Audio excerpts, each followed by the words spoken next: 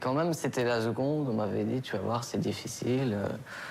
Donc, bon, ça s'est plutôt bien passé, mais ce que j'aimais pas, c'est que souvent les profs nous disaient, bon, maintenant on n'est plus en troisième, on est en seconde, donc on va noter plus difficilement, vous allez avoir plus de devoirs. Moi, je me disais, bon, en 2 mois, pourquoi vous voulez noter plus durement, alors qu'il n'y a que 2 mois qui nous séparent de la troisième, finalement? Je bossais pas trop au début de l'année, ça m'est arrivé au début, genre au mois de septembre, de souvent rentrer chez moi à 7h, 7h30, parce que je parlais avec des potes à la sortie de l'école ou n'importe quoi. Et après, mes parents m'ont mis un petit peu la pression. Et voilà, et j'ai commencé à me mettre dans une ambiance un peu plus de travail. Et je sais pas si j'ai bossé à fond tout le temps. Je passe tous mes week-ends à me dire il faut que je travaille, il faut que je travaille, il faut que je travaille, même encore aujourd'hui. Et tout le temps que je pourrais passer à m'amuser sans me préoccuper du travail, je passe à m'angoisser en me disant qu'il faut que je travaille. Finalement, je ne travaille pas et je passe mes week-ends à rien faire. Donc c'est un peu dommage. Je déteste me coucher sans finir mon travail. Ça, c'est une règle, c'est même pas une règle d'ailleurs, parce que c'est une satisfaction personnelle. J'ai l'impression d'avoir fait quelque chose d'inachevé et ça me satisfait pas en fait. J'ai besoin de terminer pour avoir la conscience tranquille.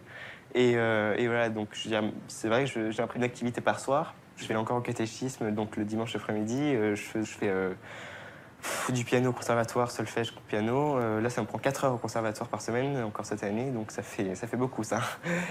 C'est vrai que pour le moment, ça m'intéresse plus d'aller à l'escrime que d'aller au lycée, mais je me dis que si je veux faire des études qui m'intéressent, il faut bien que je passe par là, et donc... Je bosse ce qui m'intéresse et ce qui m'amuse, et pour le reste... Un palmier dans la main, comme dirait ma maman. Donc, c'est utile. Jury, de toute façon, la barre est beaucoup plus haute que le bac, enfin que le niveau du bac. Enfin, c'est ce qu'on nous dit à chaque fois. La prof de français arrête pas de nous répéter que de toute façon, elle ne nous prépare pas pour le bac, mais pour la prépa, Hippocagne et tout. Alors, je me dis que j'ai même pas envie de faire ça, donc voilà. Il est bijoutier. D'ailleurs, c'est très drôle parce que mes 2 grands-pères sont bijoutiers et lui aussi. Mais moi, je n'ai pas du tout envie d'y aller. Donc, Mon papa vient de changer. Enfin, ça tombe bien, j'avais pas compris ce qu'il faisait avant. Parce qu'il a pas mal changé de boulot. Il a fait. Le seul truc que j'ai compris, c'était quand je crois qu'il y a une période où il a dirigé Canal J. Ça, c'était le seul truc. Je trouvais ça génial quand j'étais plus petite.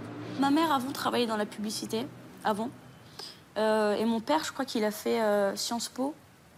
Et avant, il était dans la politique. Ma mère, elle a été nommée, alors je sais pas comment on dit, chef de commerce, chambre des commerces entre l'Afghanistan et la France. Qu'est-ce qu'ils font? Mon père est médecin.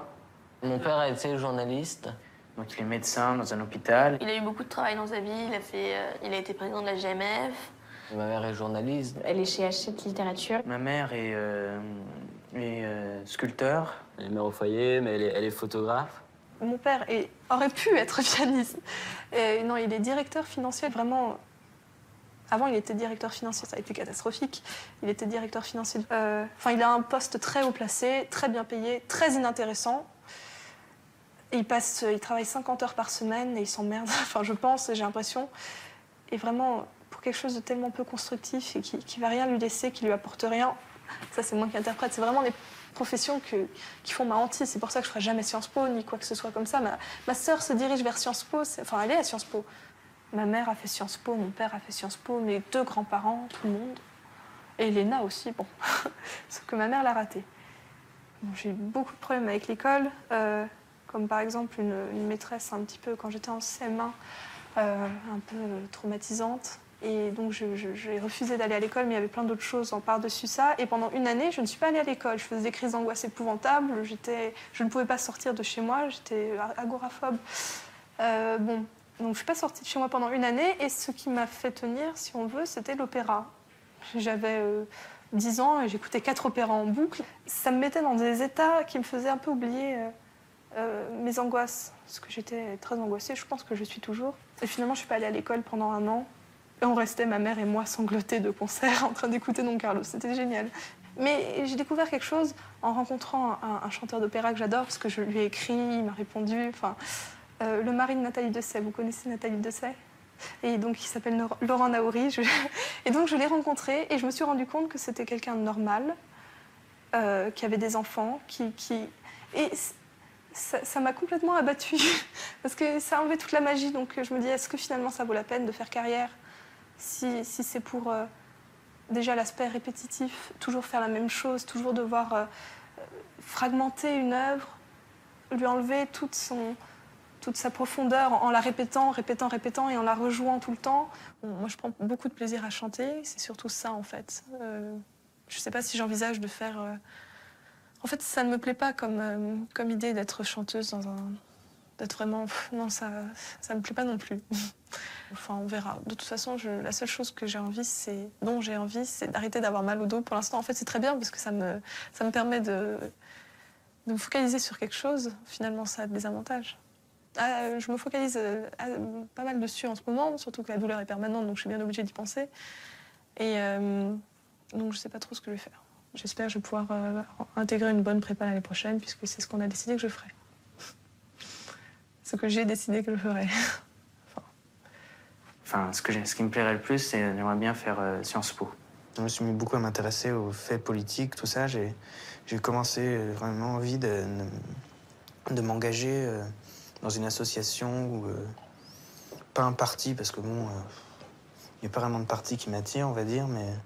Enfin, j'ai essayé d'aller voir avec des jeunes d'ATTAC, par exemple, et même, c'était pas une question idéologique, mais déjà, j'étais vachement jeune. Par rapport à eux, ils étaient vachement grands, et puis il y avait vraiment une ambiance...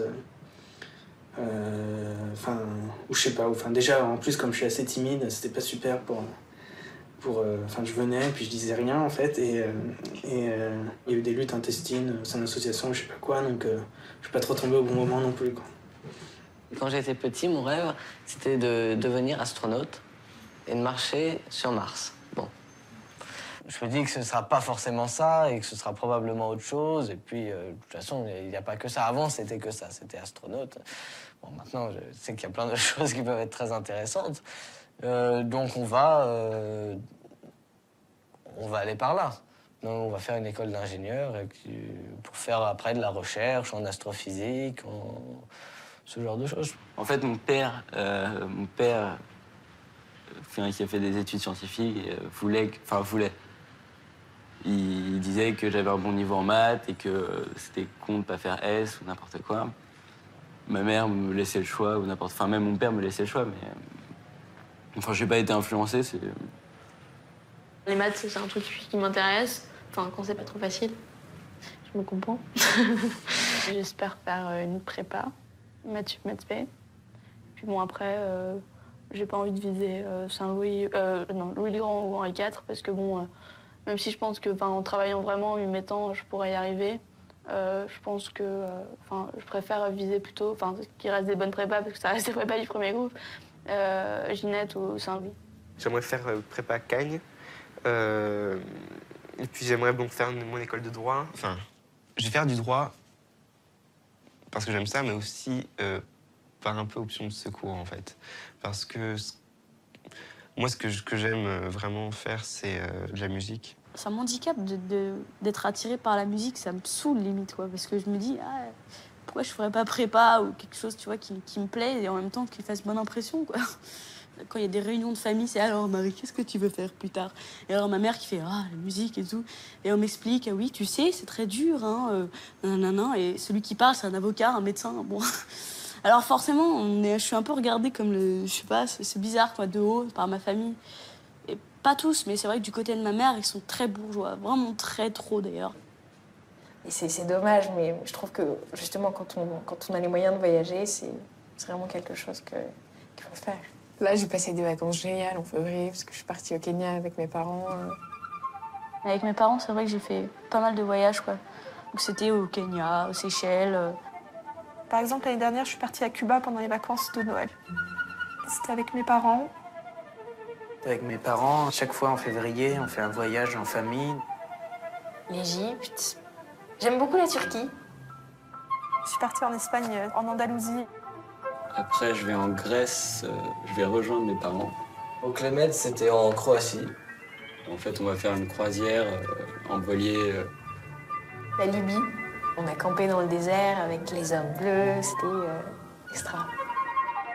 J'étais aux États-Unis pour parler anglais dans des camps. J'ai passé donc 10 ans dans une école bilingue et je partais en Angleterre ou en Irlande tous les ans en fait. Je vais au Canada à peu près tous les ans. Dans des summer camps. Puis l'an dernier, j'étais parti avec l'aumônerie. On avait fait le chemin de croix. En plus, on avait une messe chaque jour. On avait fait Munich, Salzbourg et Vienne. Le bac approche, mais c'est